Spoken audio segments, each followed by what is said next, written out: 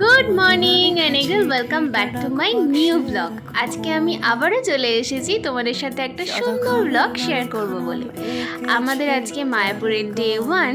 তোমরা আগের ব্লগেই দেখেছো যে আমরা মায়াপুরে পৌঁছে গেছি, আর এখন দেখো আমরা সুন্দরভাবে ফ্রেশ হয়ে স্নান ধান করে এখন যাচ্ছি নিচে লাঞ্চ করতে।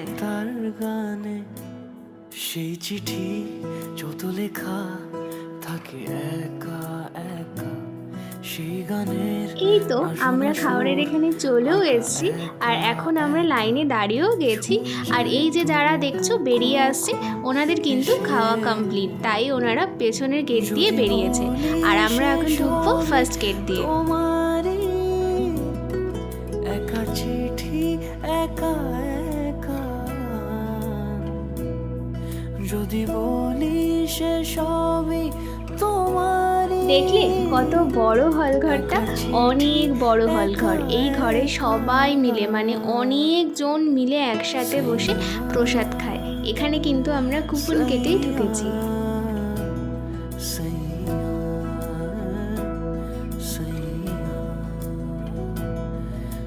দেখেছো, এই একটু আগে তোমাদের দেখালাম ফাঁকা, আর এখনই সব ভর্তি হয়ে গেছে।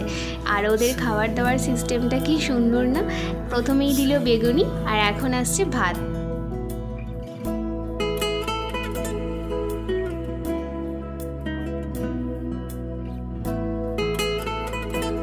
চলো এখন খেয়ে তোমাদের বলি খাবারের টেস্ট কেমন। খাবারগুলো সবই গরম গরম ছিল, আর খাবারের টেস্টটা আমার মুখ দেখেই বুঝতে পারছো কতটা ভালো। ডাল, এঁচড়ের তরকারি, পনিরের তরকারি, আবার রুটিও দিয়েছে, তার সাথে বেগুন ভাজা। দারুণ ছিল খাবারটা। আচ্ছা, লাস্টে দিয়েছে পায়েস, যেটাও কিন্তু খুবই ভালো ছিল।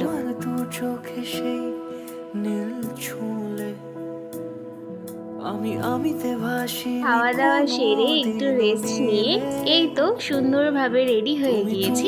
এখন আমরা যাব একটু সাইড সিনে। দিনের আলো থাকতে থাকতেই বেরোনোর চেষ্টাটা করেছি, তার কারণ কিছু ফটো কিছু ভিডিও তুলবো, সেই জন্য। এই দেখো আমার মা আর বাবাকে কি ভালো লাগছে, তাই না?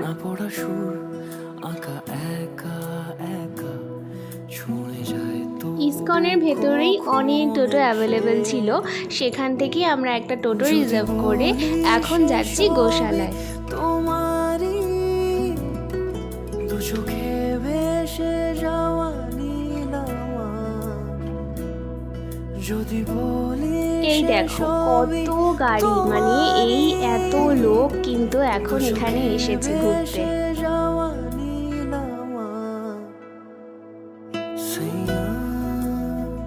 এই তো আমরা গোশালায় চলেও এসেছি।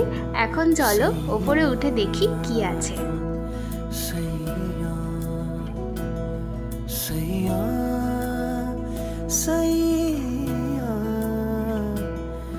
নিচে অনেক ধরনেরই স্টল ছিল, সেখান থেকে আমরা কিছু মিষ্টি, কিছু ক্ষীর, একটু দই এরকম করে খাওয়া দাওয়া করে এবার ওখান থেকে টোটো করে আসছি ইসকনের মন্দিরে।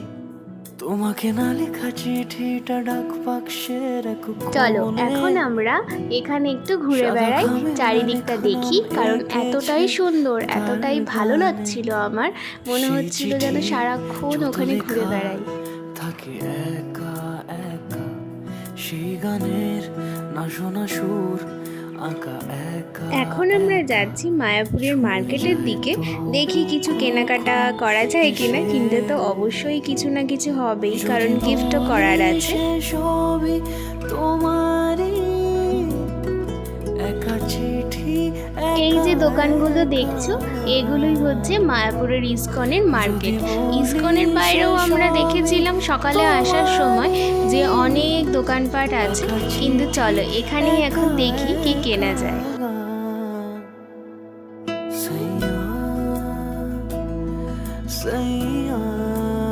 মোটামুটি 6:30 বেজেই গেছে। এখন আমরা একটু তাড়াহুড়ো করেই যাচ্ছি মন্দিরের দিকে, কারণ সন্ধ্যা আরতিটা দেখব।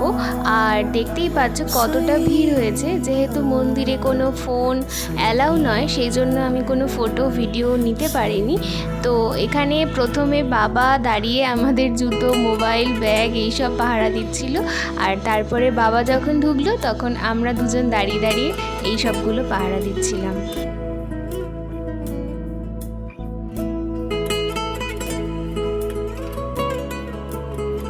আজ সারাদিন অনেক ঘোরাঘুরি হয়েছে, অনেক টায়ার্ড হয়েও পড়েছিলাম, তাই এখন ঘড়িতে 9:15 মতো বাজে। আমরা চলেই এসেছি আমাদের ঘরে। এসেই দেখো বাইরের ভিউটা কত সুন্দর লাগছে। ওই যে ব্যালকনিটা সকালে দেখিয়েছিলাম, ওই ব্যালকনিটা থেকে এটা ভিউ ছিল।